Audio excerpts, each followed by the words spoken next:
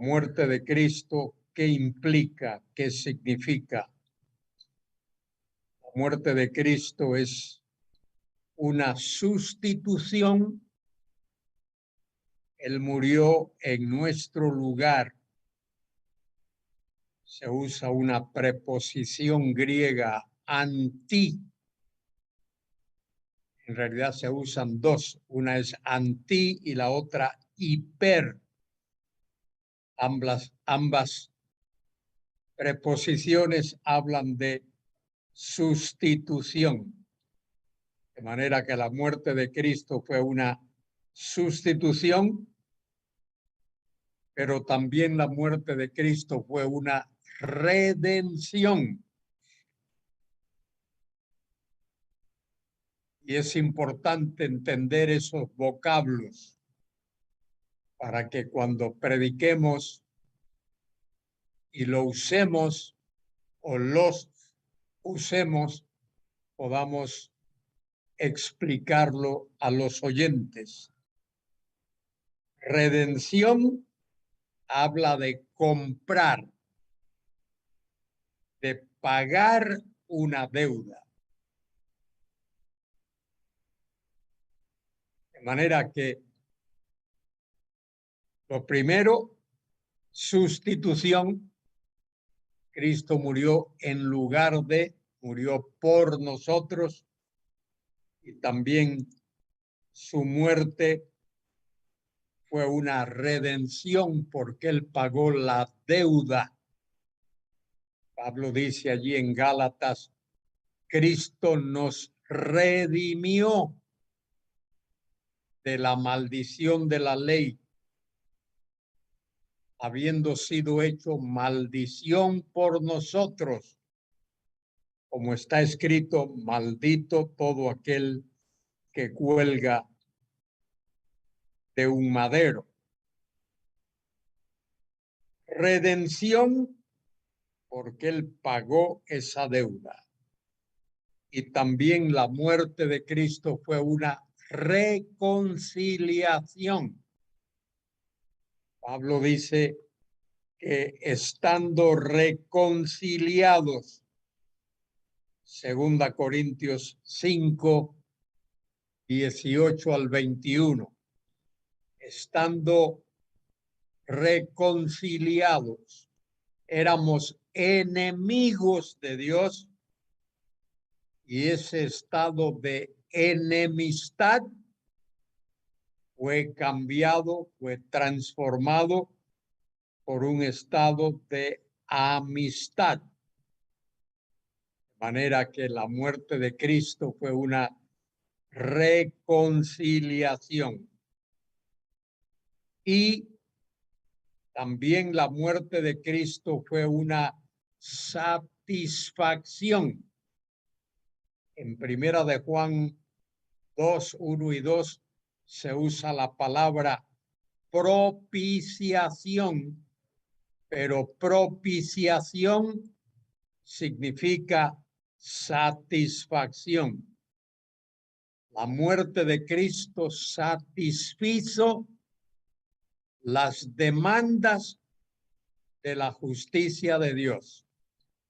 Todo lo que la justicia de Dios demandaba fue satisfecho por la muerte de Cristo, de manera que su muerte fue una satisfacción. La palabra propiciación, muchos no la entenderían, pero muchos sí entenderían la palabra satisfacción. También la muerte de Cristo fue un perdón. Dios perdona nuestros pecados porque Cristo pagó la deuda en la cruz. Es decir, ese pago realizado por Cristo en la cruz, pagando todas las exigencias de la deidad, ese pago hace posible que podamos acercarnos a Dios. Y finalmente, la muerte de Cristo también fue una justificación. Eso significa que tenemos libre acceso en la presencia de Dios. Estoy enfatizando esto, estoy recalcando, como decimos, para que los predicadores que me están escuchando o los maestros que me están escuchando, cuando enseñen y cuando prediquen, no solo mencionen esos vocabularios, esas palabras, sino que expliquen a los oyentes qué significan. Que cuando mencionen la palabra propiciación, les expliquen que esa palabra significa satisfacción. Cuando usen la palabra perdón, que sepan que es porque la deuda fue pagada. Y cuando mencionen la palabra justificación, que les expliquen que eso significa que ahora tenemos libre acceso, entrada en la presencia de Dios. Como Pablo dice en Romanos capítulo 5, justificados pues por la fe, tenemos paz con Dios por medio de nuestro Señor Jesucristo, por el cual también tenemos entrada por la fe en esta gracia en la cual estamos firmes y nos gloriamos en la gloria de Dios.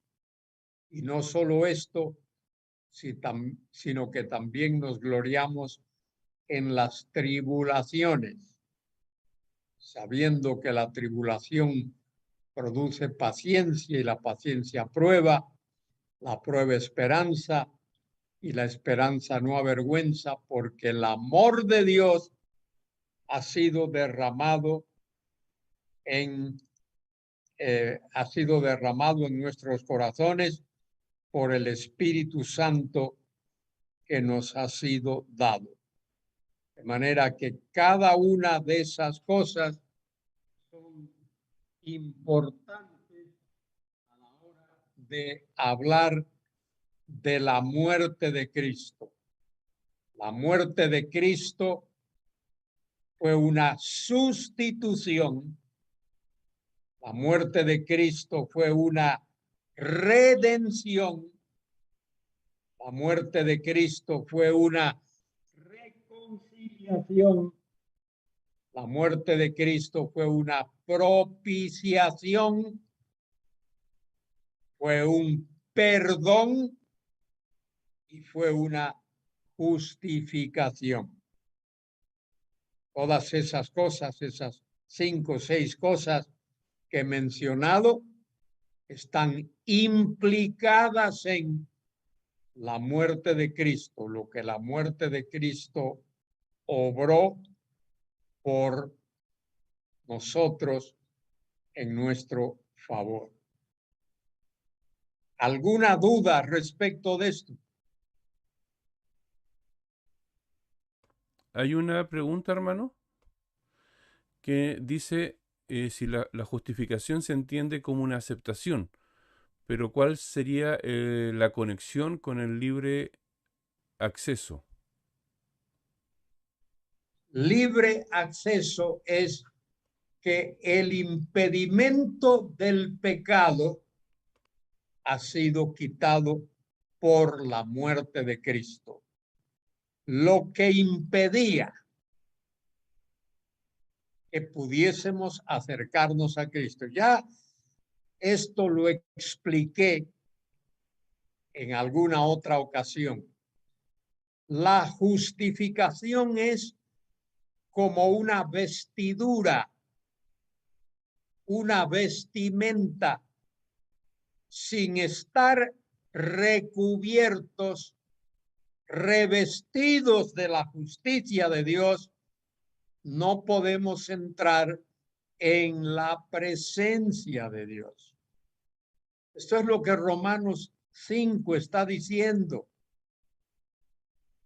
Justificados pues por la fe, tenemos paz con Dios. Paz ahí significa podemos acercarnos a Dios por medio de nuestro Señor Jesucristo. Y dice, por el cual también tenemos entrada por la fe en esta gracia. De manera que a eso es a lo que se refiere la muerte de Cristo. Nos reviste su justicia, nos reviste, nos recubre con la clase de justicia que Dios requiere para que alguien pueda entrar en su presencia. A ver si lo pongo de una manera más sencilla. Dios dice, a menos que vengas recubierto, revestido de una o con una justicia exactamente igual a la mía, no podéis entrar en mi presencia.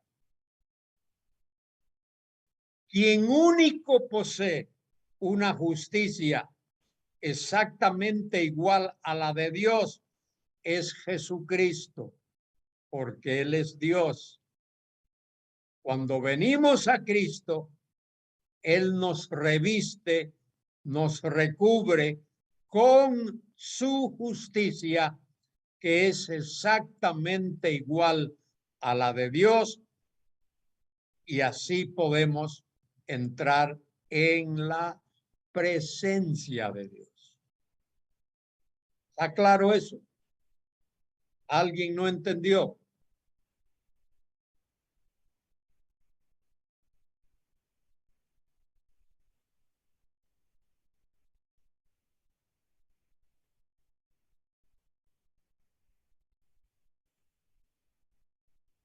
Muy bien. Ahora voy a hablar de la resurrección de Cristo. He hablado de la muerte de Cristo. Ahora voy a hablar de la resurrección de Cristo.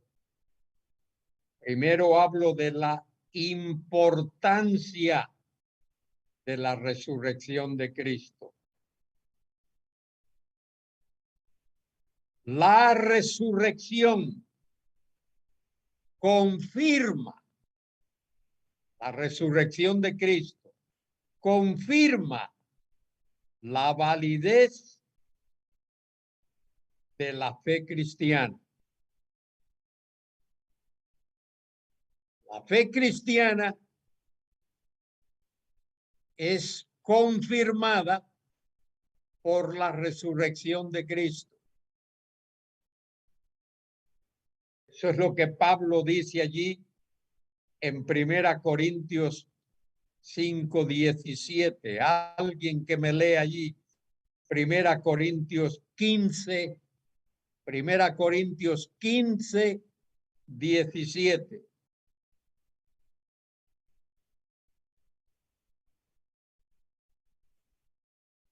Bueno, primera a los Corintios 15:17 dice, y si Cristo no resucitó, vuestra fe es vana, aún estáis en vuestros pecados.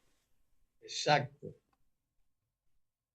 Si Cristo no resucitó, nuestra fe es vana. no somos salvos. Cuando Pablo dice ahí, 1 Corintios 15:17, y si Cristo no resucitó, vuestra fe es vana, aún estáis en vuestros pecados. Eso significa no sois salvos. Si Cristo murió y no resucitó, no somos salvos.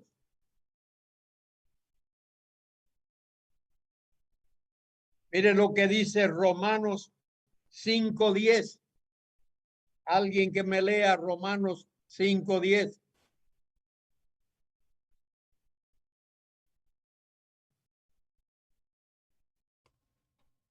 Lo leo.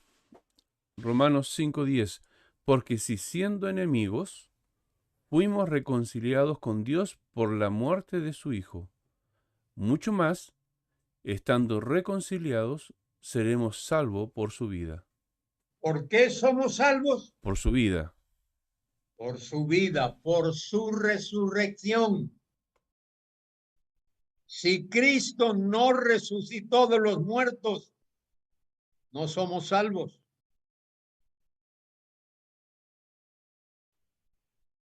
La resurrección de Cristo, ponedme atención a esto que voy a decir, y si crees que se te va a olvidar, anótalo. La resurrección de Cristo de los muertos indica, demuestra, significa el hecho de que Dios aceptó la obra hecha en la cruz por el Señor.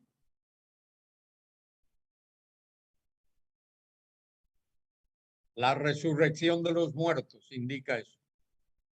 Eso es lo que Pedro predicó en Hechos 2, el día de Pentecostés. Después del sermón del monte, no hay sermón registrado en el Nuevo Testamento más teológico y más estupendo y más fantástico que el que Pedro predicó el día de Pentecostés. Y allí Pedro habla de el hecho de la resurrección de Cristo. De paso, me estoy preocupando un poco por el hecho de que no leéis la Biblia vosotros. Doy algún pasaje y no queréis leerla. ¿Quién la va a leer? ¿Yo o Cristian? Nada más. Nadie más quiere leer la Biblia. Uy, eso me preocupa un poco, ¿eh? Me preocupa. Hechos 2 dice el versículo 27, donde Dios dice allí a través de Pedro citando a David, dice, porque no dejarás mi alma en el Hades, ni permitirás que tu santo vea corrupción. Me hiciste conocer los caminos de la vida. Me llenarás de gozo con tu presencia. Ahí el apóstol Pedro, el día de Pentecostés, enfatiza de una manera muy particular la resurrección de Cristo. Y quiero repetir eso por si acaso alguien no lo captó, no lo escribió o si tiene duda. Si Cristo no resucitó de los muertos, ni tú ni yo somos salvos.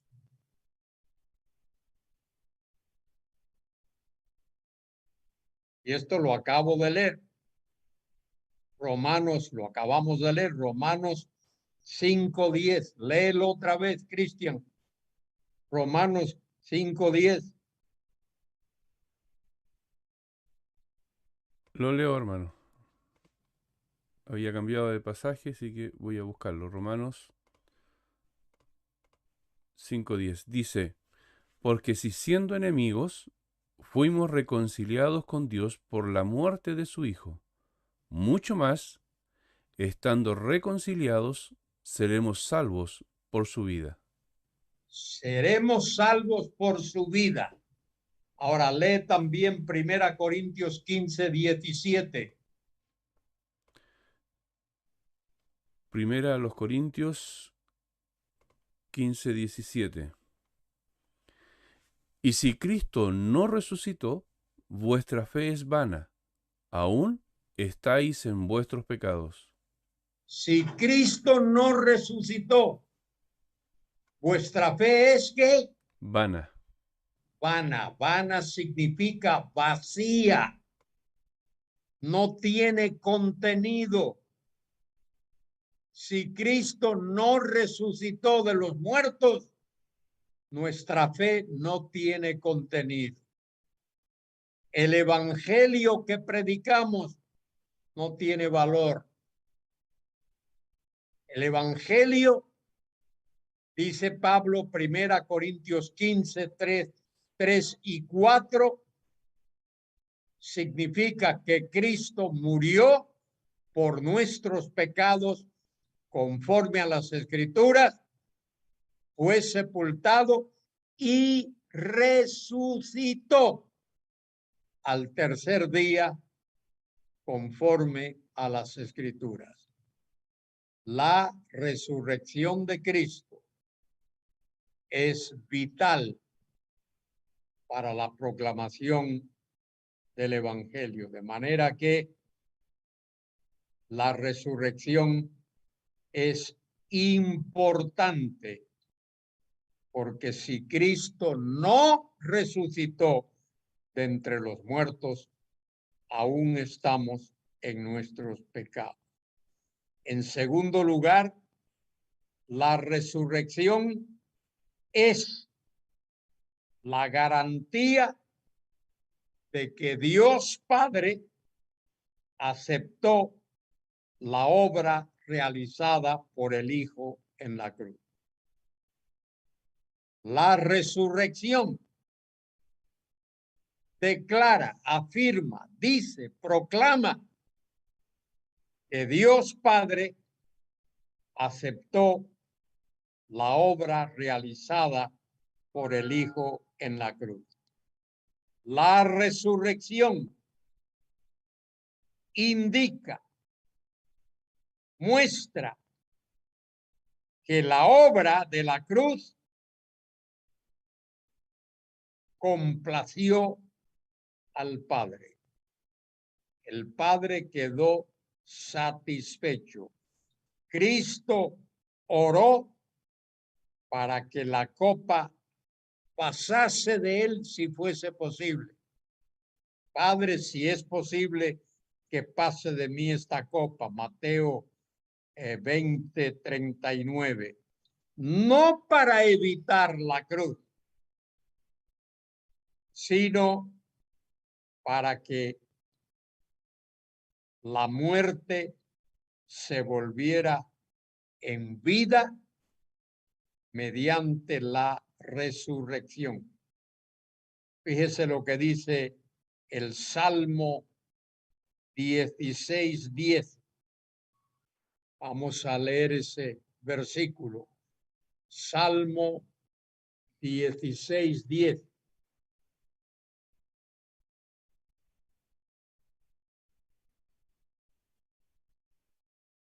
A ver, leer. Porque no dejarás mi alma en el Seol, ni permitirás que tu santo vea corrupción. No dejarás mi alma en el Seol. ¿Qué es el Seol?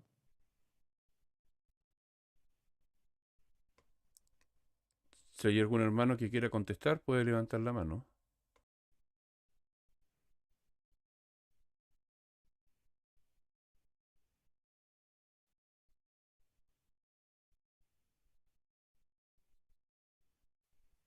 El Seol es el lugar donde iban los muertos, ¿no? Lo vemos en la parábola de Lucas, ¿no? Es el lugar Bien.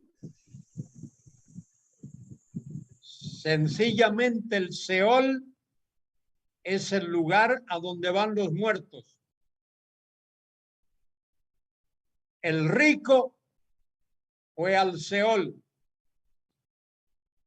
el rico de la historia de Lucas capítulo 16. Pero el lado del Seol donde él fue al lado de tormentos. Lázaro, el mendigo, también fue al Seol, pero fue al otro lado del Seol, a donde van los que mueren habiendo recibido el perdón de sus pecados.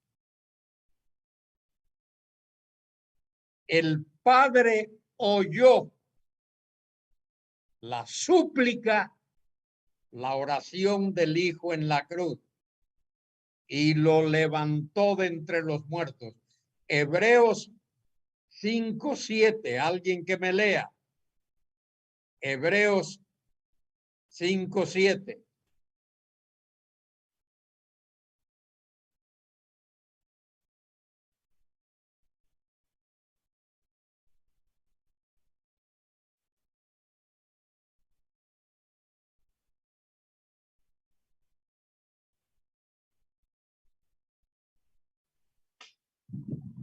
Hoy 5:7, ¿no?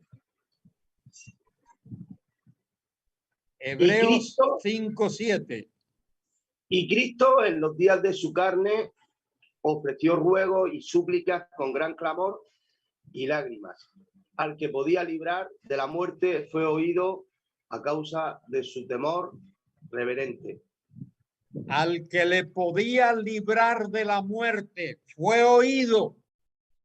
¿En qué sentido fue oído? No en el sentido de que no muriese, sino en el sentido de que lo resucitase de entre los muertos. El Padre resucita al Hijo de entre los muertos, el Hijo resucita de entre los muertos y el Espíritu Santo resucita a Dios Hijo de entre los muertos. Las tres personas de la Trinidad intervienen en la resurrección de nuestro Señor Jesucristo. De manera que la resurrección es esencial en el programa de Dios. En cuarto lugar, la resurrección cumple la profecía, como hemos leído ya, Salmo 16:10, como Pedro lo indica en Hechos 2:27. Dice Pedro allí en Hechos 2:27 que la vida de aquel que murió no fue dejada en el Seol, sino que es resucitada de entre los muertos. Salmos 16:10. Cristo mismo predijo que no solo moriría en la cruz, sino también predijo su resurrección. Vamos a buscar dos pasajes, Mateo 16:21 y Marcos 14:28. Mateo 16:21. Alguien que lea, por favor.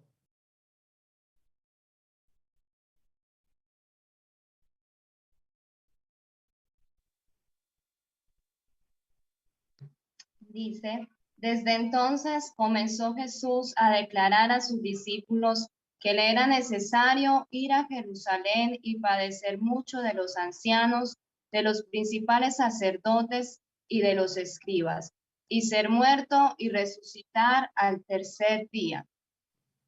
Muy bien. Y Marcos 14:28, que es el pasaje paralelo.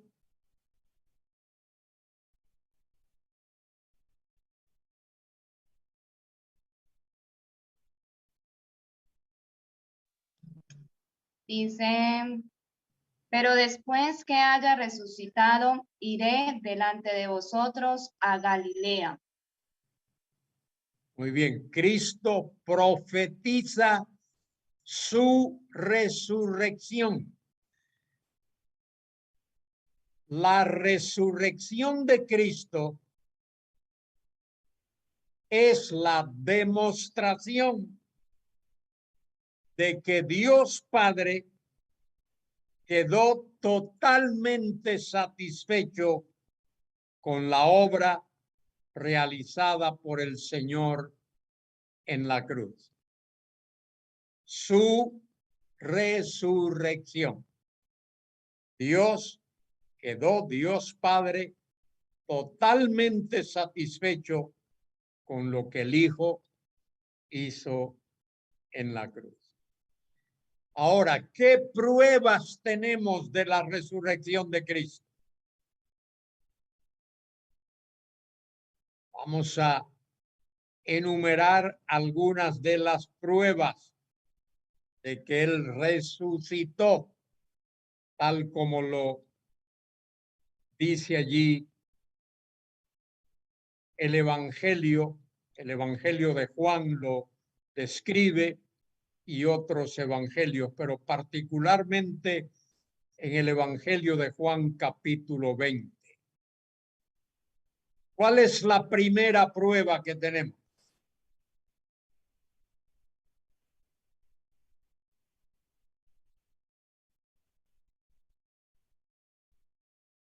¿Cuál es la primera prueba? La tumba vacía. No está aquí, le dijo el ángel a las mujeres que fueron a la tumba. No está aquí. Ha resucitado. La tumba está vacía. Los discípulos y aquellas mujeres que habían ido a la tumba habían ido a adorar a un muerto, pero se encontraron con la gran sorpresa de que el Señor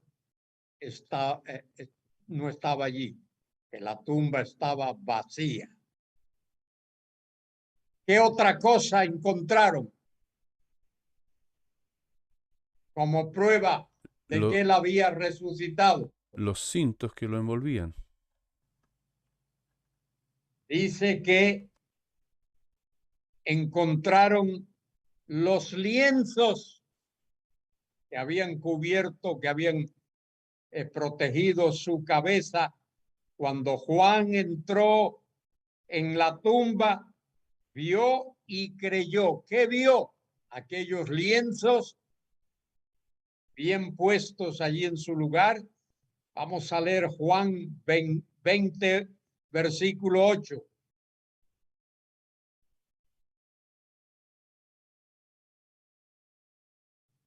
Lea Juan 20, 7 y 8.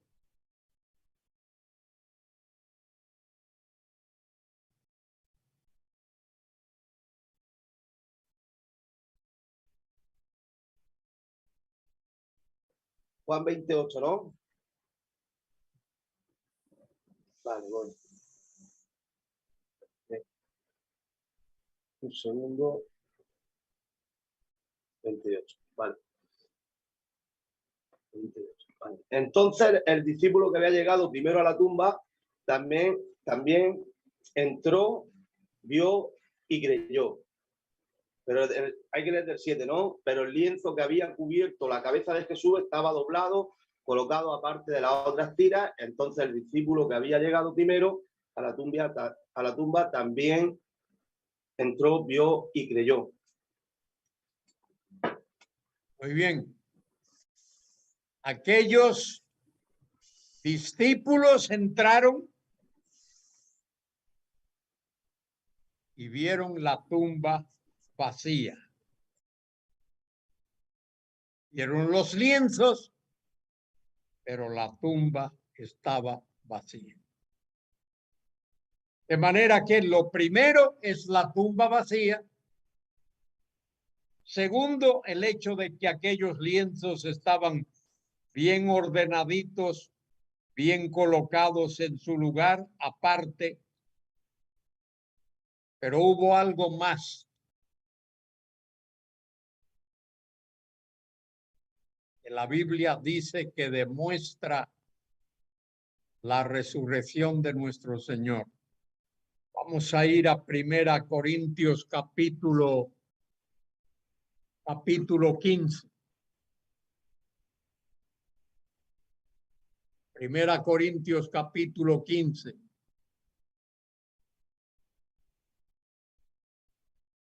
Y vamos a leer allí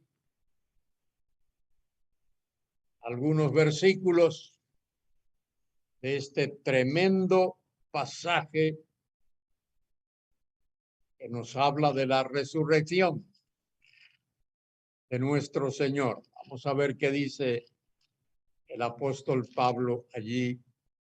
Primera Corintios capítulo 15. Vamos a comenzar con el versículo. Vamos a comenzar con el versículo 12.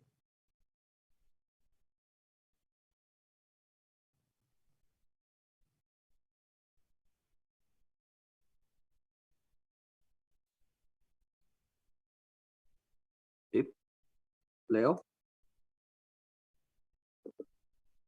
Pero si se predica de Cristo que resucitó de los muertos, ¿cómo dicen algunos entre vosotros que no hay resurrección de muertos? Sigue con el 13. Porque si no hay resurrección de muertos, tampoco Cristo resucitó. Bueno, ahí tenemos que entender el contexto de ese pasaje. En la iglesia en Corinto había personas, miembros de la iglesia,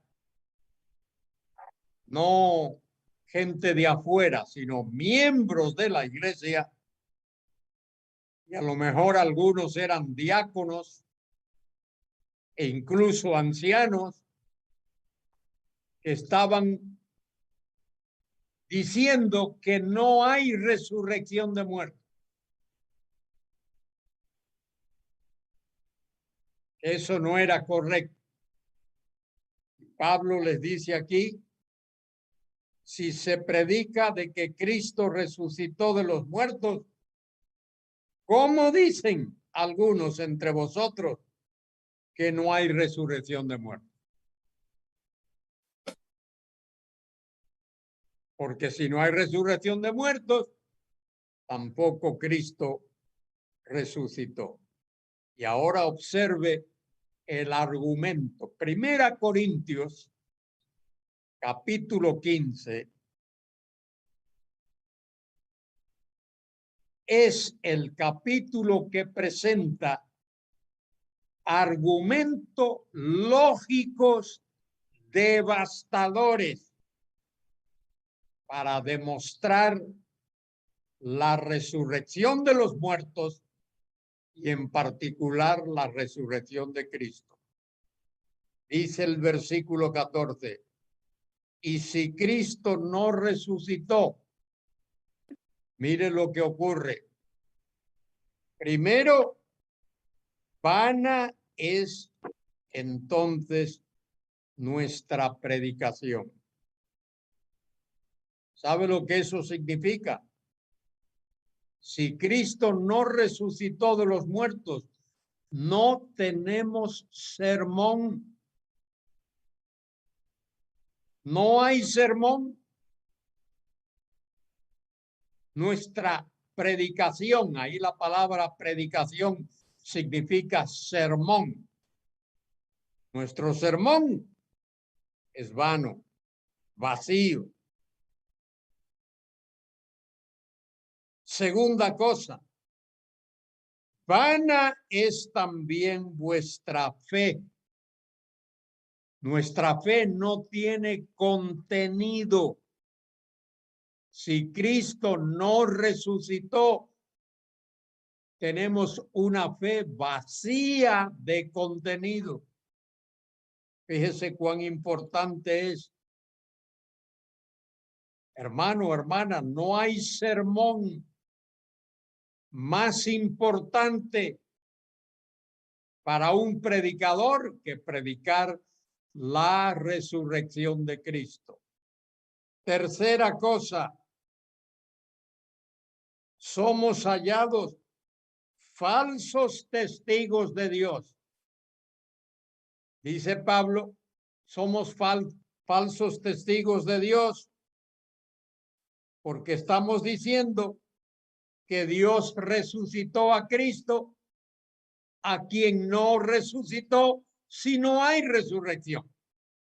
Porque si no hay resurrección, Cristo no pudo haber resucitado de entre los muertos.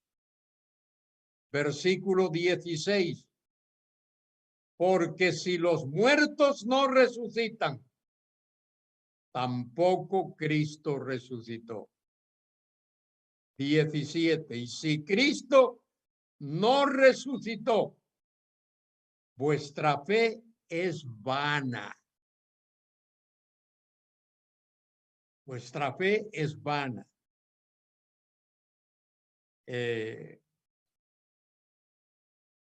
¿Recuerdas cuando ibas, o si alguna vez tus padres te llevaron a las fiestas infantiles y vendían aquel dulce que era como algo que te lo ponías en la boca y se desvanecía? Era algo vacío, ¿eh? Algo vacío, lo metías en la boca y era como un pedazo de nada.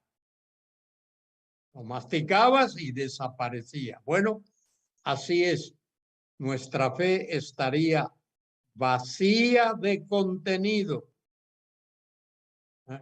Como ese caramelo de algodón que te vendían, lo ponías en la boca y desaparecía. Si Cristo no resucitó, vuestra fe es vana. Y observe, si Cristo no resucitó, estamos perdidos. No somos salvos. Dice allí al final del versículo 17, la última frase, aún estáis en vuestros pecados. Si Cristo no resucitó, aún estamos en nuestros pecados. Y dice versículo 18, entonces también los que durmieron en Cristo perecieron. Durmieron en Cristo es los que murieron habiendo creído en Cristo. ¿Dónde están? En la tumba. No están en el cielo. Están tan perdidos como lo estaban antes de creer. Si en esta vida, dice Pablo, versículo 19, si en esta vida solamente esperamos en Cristo, somos las personas más miserables del mundo. No tenemos esperanza. Nuestra vida tiene valor porque esperamos en Cristo más allá de la tumba, más allá de la muerte física, más allá de cualquier cosa en este mundo. Tenemos vida con Cristo y esa es nuestra gran esperanza. Por eso versículo 20 dice, mas ahora Cristo ha resucitado de los muertos, primicias de los que durmieron es hecho. Porque por cuanto la muerte entró por un hombre, así también por un hombre la resurrección de los muertos. En otras palabras, tenemos salvación y vida eterna por el hecho de que nuestro Señor resucitó y Él apareció. Fíjese cuántas apariciones de Cristo después de su resurrección.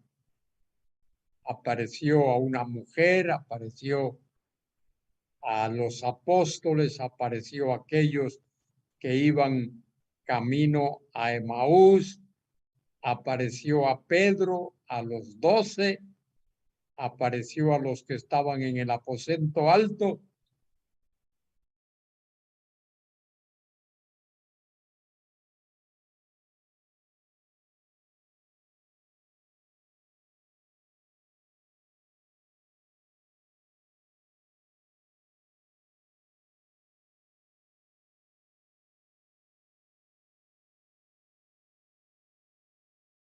Hemos tenido un problema Me técnico. apareció a mí.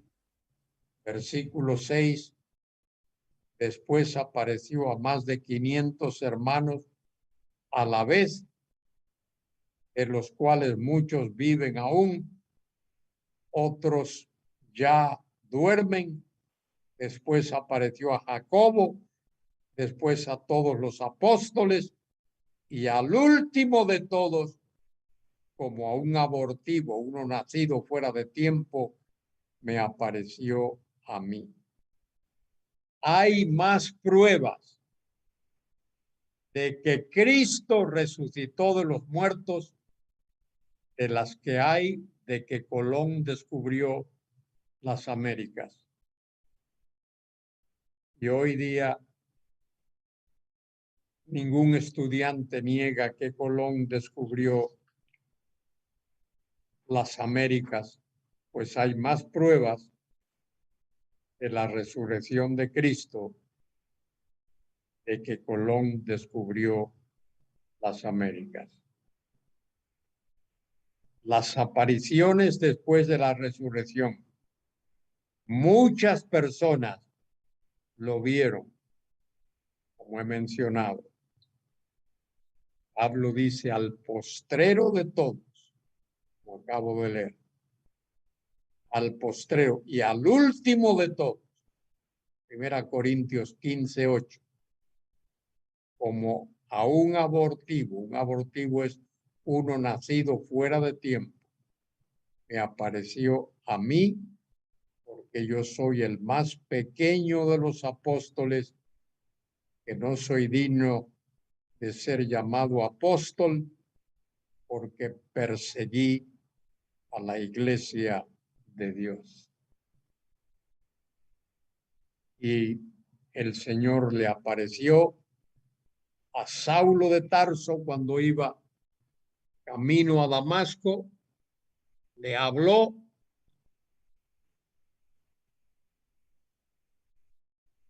Saulo escuchó la voz del Señor. Saulo, Saulo, ¿por qué me persigues? Cuando le preguntó, ¿quién eres, Señor? La respuesta fue, yo soy Jesús a quien tú persigues. Dura cosa te es dar coces contra el aguijón. Y aquello transformó la vida de Pablo de ser perseguidor de la iglesia, se convirtió en predicador de Cristo. La transformación de los discípulos es otra prueba tremenda de la resurrección del Señor. Ellos vieron al Cristo resucitado. Señor les apareció allí en el aposento alto, estando ellos reunidos, les apareció, lo vieron, hablaron con él les habló. Luego,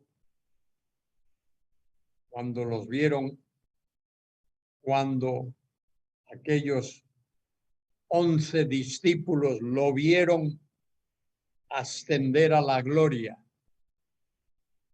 y escucharon la voz del ángel, Hechos 1:11, este mismo Jesús, no otro. Hechos 1:11.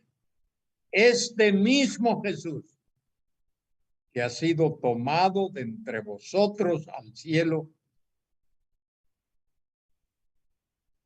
así lo habéis visto, regresar, ascender al cielo, a la diestra del Padre. De manera que la visión del Cristo glorificado, resucitado, transformó la vida de los apóstoles. Luego también el hecho de que los apóstoles comienzan a observar el primer día de la semana. Ya no guardan el sábado como habían hecho antes. Ahora guardan el primer día de la semana. Ese primer día es el día cuando el Señor resucitó. Pablo, cuando escribe su carta a los Corintios, capítulo 16, habla de la ofrenda para los santos y en el versículo 2 dice, cada primer día de la semana, cada uno de vosotros ponga aparte algo según haya prosperado, guardándolo para que cuando yo llegue no se recojan entonces ofrendas. El primer día de la semana se convierte en el día más importante de la semana para los creyentes, para la iglesia. Y de ahí en adelante observan ese día. Y es interesante que en el Apocalipsis, fíjese, Apocalipsis capítulo 1,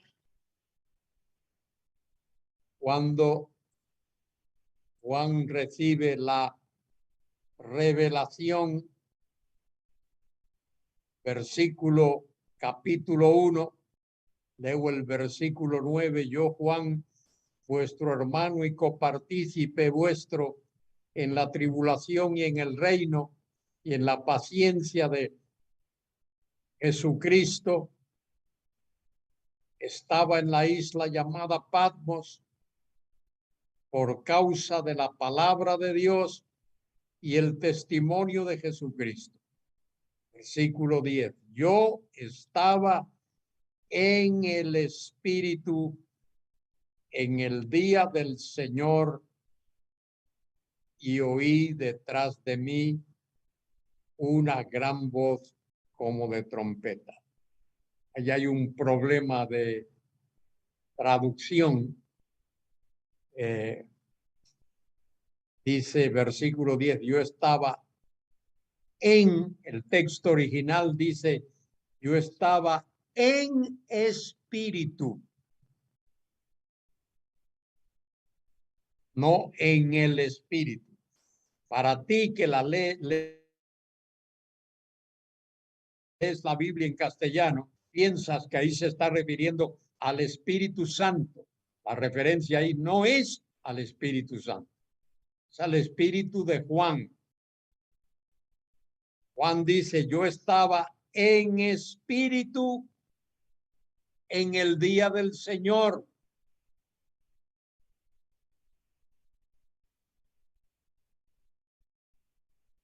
Y día del Señor ahí,